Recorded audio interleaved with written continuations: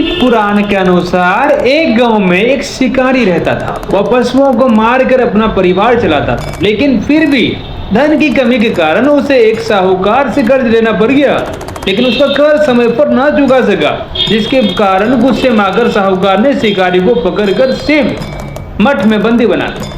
जिस दिन उसने ऐसा किया वह दिन शिवरात्रि का था। साहूकार के घर पर शिवरात्रि की पूजा हो रही थी।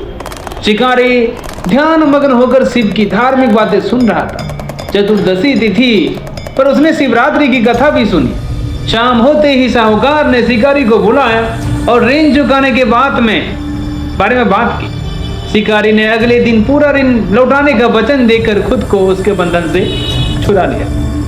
रोज की तरह शिकारी जंगल में शिकार के लिए निकला, लेकिन साहूकार का बंदी बने रहने के कारण वह कुछ भी खा पी नहीं सका। वैसे वह बहुत व्याकुल था। शिकार करने के लिए वह एक तालाब के किनारे खड़े बेलपत्र के पेड़ पर अपने लिए पड़ाव बनाने लगा। उस पेड़ के नीचे शिवलिंग था जो बेलपत्रों से ढका हुआ था। शिकारी को उस शिवलिंग के बारे में पता नहीं था। अपने पहाड़ को बनाते समय उसने टहनियां तोड़ी और वे संयोग से शिवलिंग पर गिर पड़े। इस प्रकार पूरे दिन भूखे प्यासे शिकारी का व्रत भी हो गया और संयोग से उसने शिवलिंग पर बेलपत्र भी चढ़ा दिया।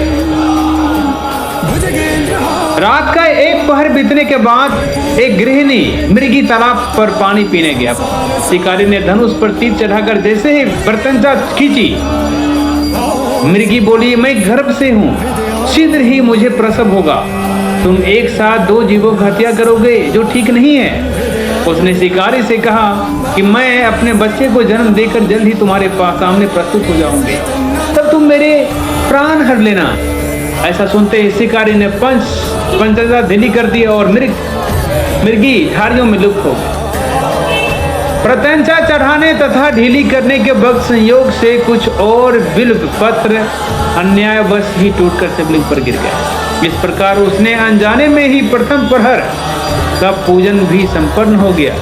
कुछ ही देर बाद एक दूसरी मृगी वहां से निकली।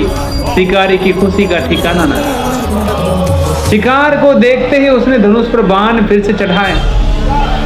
तब उसे देख मृगी ने विनम्रता पूर्वक निवेदन किए, हे पार्थी, मैं थोड़ी देर पहले ही ऋतु से निवृत्त हुई हूँ, कामातोर विरहीन हूँ, अपने प्रिय की खोज में भटक रही हूँ। मैं अपने पति से मिलकर शीघ्र ही तुम्हारे पास आ जाऊंगा। शिकारी ने उस मृगी को भी जाने दे दिया। 2 बार शिकार को खोकर वह चिंता में पड़ गया। रात्रि का आखिरी पहर भी बीत गया था। इस बार भी उसने धनुष से लग रहे कुछ बेलपत्र फिर से शिवलिंग पर जा गिरे तथा दूसरे पहर का पूजन भी समाप्त हो गया। आप समझ सकते हैं कि भगवान शिव कितने ज्यादा मेहरबान होते हैं।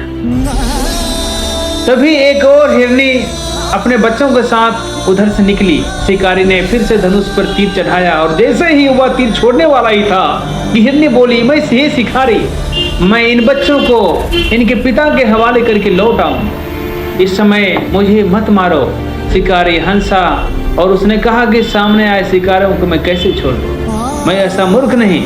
इससे पहले मैं 2 बार आगे वीडियो देखने से पहले आप भी भोलेनाथ को सच्चे दिल से मानते हो तो एक लाइक और फॉलो करके कमेंट में हर हर महादेव जरूर लिखें। अपना शिकार खो चुका हूँ, मेरे बच्चे भूखे प्यासे होंगे। जब आप देते हुए हिरनी ने कहा, जैसे तुम्हारे अपने बच्चे की ममता सता रही है वैसे ही मुझे भी। हे शिकारी, मेरे भरोसा करो, मैं इन्हें अपने पिता के पास छोड़कर वापस लौटने के वचन देती हूँ। हिरनी का दीन स्वर सुनकर शिकारी को उस पर दया आ गई। उसने उस मृगी को भी जाने दे दिया। शिकार के अभाव में भूख प्यास से व्याकुल शिकारी अनजाने में ही बेल वृक्ष पर बैठे बेलपत्र तोड़ तोड़ कर नीचे फेंकता जा रहा था। तो फटने से कुछ भी उसने एक हृष्ट पृष्ठ मृग उसी रास्ते पर देखा। शिकारी ने सोच लिया कि इसका शिकार तो अवश्य मैं करूंगा। शिकारी की तनी प्रत्यंचा देखकर मृग बोला, हे शिकारी, यदि तुमने मुझसे पूर्व आने वाली 3 मृगियों तथा उसके बच्चों को मार डाला है तो मुझे भी मारने में देरी ना करो, ताकि मुझे उनके वियोग में एक क्षण भी दुख ना सहना पड़े, क्योंकि मैं उन हिरनियों का पति हूँ। यदि तुमने उन्हें जीवन दान दिया है तो मुझे भी कुछ क्षण का जीवन दान दे दो। मैं उनसे मिलकर तुम्हारे समक्ष उपस्थित हो जाऊंगा। मृग की बातें सुनकर शिकारी के सामने पूरी तरह से घटना क्रम घूम गया और उसने सारी कथा मृग को सुनाई। तब मृग ने कहा, मेरी पत्नियां जिस प्रकार प्रतिज्ञाबद्ध होकर गई है, मेरी मृत्यु से अपने धर्म को पालन नहीं कर पाएगी। अतः जैसे तुमने उन्हें विश्वास पात्र मानकर छोड़ा है, वैसे ही मुझे भी जाने दो। मैं उन सब के साथ तुम्हारे सामने उपस्थित हो जाऊंगा, फिर तुम शिकार कर लेना। शिकारी ने उसे भी जाने दे दिया। इस प्रकार सुबह हो गई। व्रत, उपवास, रात्रि जागरण तथा शिवलिंग पर संयोग से बेलपत्र चढ़ाने के अनजाने में ही सही शिकारी की शिवरात्रि पूजा पूर्ण हो गई। अनजाने में हुई पूजन का परिणाम उसे तत्काल मिला। शिकारी का हिंसक हृदय निर्मल हो गया और उसमें भगवत दृष्टि का वास हुआ। थोड़ी देर बाद मृग अपने परिवार के साथ शिकारी के पास उपस्थित हो गया ताकि वह उनका शिकार कर सके, किंतु जंगली पशुओं की ऐसी सत्यता, सात्विकता और सामूहिक प्रेम भावना देखकर शिकारी को बड़ी ग्लानि हुई। उसने मृग परिवार को जाने दे दिया। अनजाने में ही शिवरात्रि का व्रत पालन करने पर भी शिकारी को मोक्ष की प्राप्ति हुई। जब मृत्यु के काल के समय यमदूत उसे ले जाने आए तो शिवगणों ने उन्हें वापस भेज दिया ताकि उसी पर शिव लोग जा सके। ऐसे महाशिवरात्रि का ये ऐसा अद्भुत कथा है जो सभी को इंस्पायर करता है। हर हर महादेव। वीडियो और आपको ये हमारी स्टोरी अगर अच्छी लगी हो तो शेयर करें, अपना सपोर्ट बनाए रखें। Thank you so much.